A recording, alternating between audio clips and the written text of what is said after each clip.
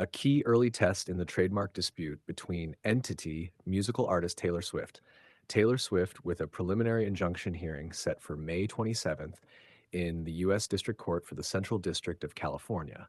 The hearing will determine whether Swift can continue using the life of a showgirl while the case proceeds, a decision that could reshape the rollout of her latest era before a full trial is ever considered. Marin Flagg, who performs under the name Marin Wade, filed a lawsuit on March 30th accusing Swift and her affiliated companies of infringing on her registered trademark, Confessions of a Showgirl. The complaint targets Swift's use of the life of a showgirl, which has been rolled out across merchandise and branding tied to her current projects. Flagg alleges trademark infringement under the Entity Law, Lanham Act, U.S. Trademark Lanham Act, R confusion, and unfair competition. She is seeking an injunction to block use of the phrase, along with damages, profits, and attorney's fees.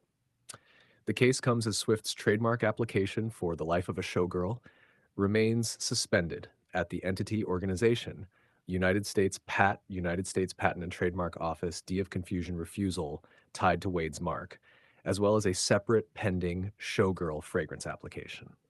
Purvi Patel Albers, a partner and trademark attorney at Haynes Boone, said the USPTO process and the lawsuit operate on separate tracks. On the USPTO level, essentially her trademark application was refused, but that doesn't have any real bearing on the lawsuit, Albers said. USPTO refusal is not a finding of infringement. It's a paper review of whether the marks appear similar and overlap in a way that could lead consumers to assume a common source. The refusal shifts the burden to Swift's team to argue that the marks are not confusingly similar. That administrative process is ongoing and could involve multiple rounds of responses before a final determination. Swift's application spans 14 international classes of goods and services, including clothing, jewelry, candles, media, musical instruments, retail services, and entertainment. However, the USPTO refusal applies only to certain classes tied to entertainment services. Even without federal registration, Albers noted that trademark rights in the United States arise through commercial use. In the United States, you accrue trademark rights by virtue of commercial use, she said. What a trademark registration gives you is nationwide presumption of validity. The registration itself doesn't create rights, it enhances them. The next major step is the May 27th preliminary injunction hearing, which will not determine the final outcome but will assess whether immediate court intervention is warranted. Douglas A. Ritu, a trial attorney and partner at Finnegan, said the dispute remains in its early stages, though key legal strategies are already emerging. He noted that Wade's case centers on a theory known as reverse confusion, where a larger brand risks overwhelming a smaller, earlier one. In other words, Wade is arguing that her trademark rights in Confessions of a Showgirl could be overshadowed by Taylor Swift to the point that her brand loses its identity, Ritu said.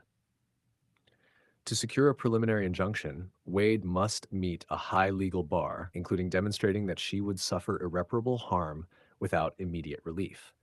Reddu said Swift's legal team is likely to challenge that claim on multiple fronts, including whether consumers are actually confused and whether Wade delayed too long in filing suit.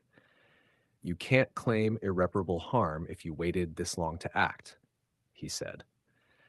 Swift's attorneys are also expected to argue that significant investments have already been made in the life of a showgirl branding and that halting its use now would create greater harm. Despite the legal maneuvering ahead, Retu said the odds of the case reaching a full trial are infinitesimal. Instead, it is more likely to be resolved through settlement or earlier court rulings, particularly after the injunction decision. The May 27th hearing will mark the next critical step in the case. For more updates on Subtle Entity, musical artist, Taylor Swift, newsletter, this Swift Beat.